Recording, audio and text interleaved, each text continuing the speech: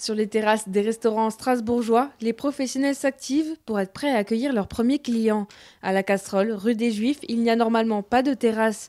Mais son gérant, Cédric Custer, compte sur un dispositif de piétonisation de la rue proposé par la ville pour installer quelques tables en extérieur. C'est essentiel d'avoir une terrasse dans notre établissement, surtout avec une jauge qui est à 50%, étant donné que nous n'avons que 24 couverts, 8 collaborateurs à faire vivre. Il nous faut un peu plus qu'une douzaine de couverts pour pouvoir s'en sortir positivement. Je pense que la plupart de mes collègues vont attendre le 9 juin, histoire de se préparer et d'avoir toujours encore cette possibilité de rapatrier les personnes à l'intérieur, si toutefois le temps était incertain.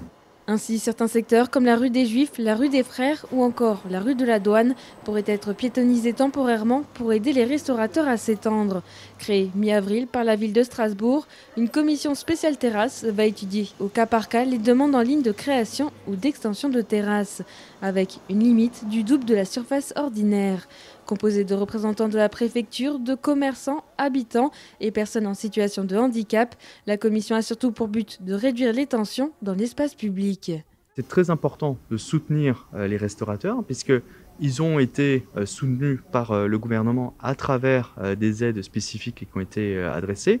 Mais maintenant qu'on est à l'heure de la réouverture, c'est de leur permettre de pouvoir exercer leur talent dans des conditions de sécurité optimales du point de vue sanitaire et dans des conditions de sécurité optimales aussi vis-à-vis de la circulation, mais le tout dans un équilibre avec les autres commerçants, mais aussi avec l'équilibre nécessaire avec les habitants qui vont d'un seul avoir des rues dans lesquelles il y a des terrasses où ils n'étaient pas habitués. Une brigade spéciale effectuera également des contrôles pour assurer le respect des surfaces autorisées.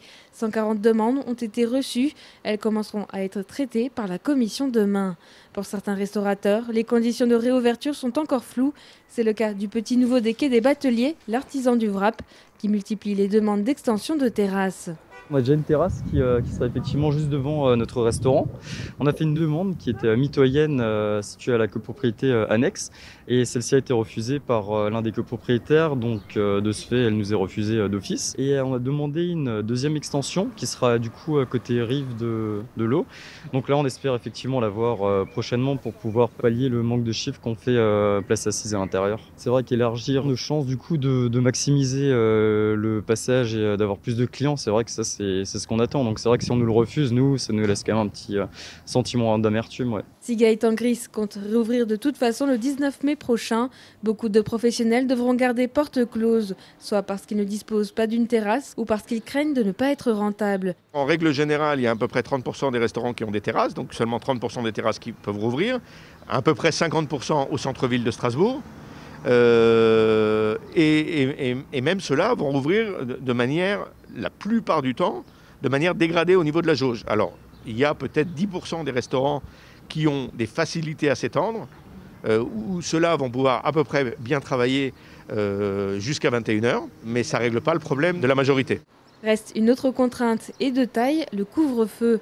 Les services devront se terminer avant 21h pour laisser le temps aux clients de rentrer chez eux.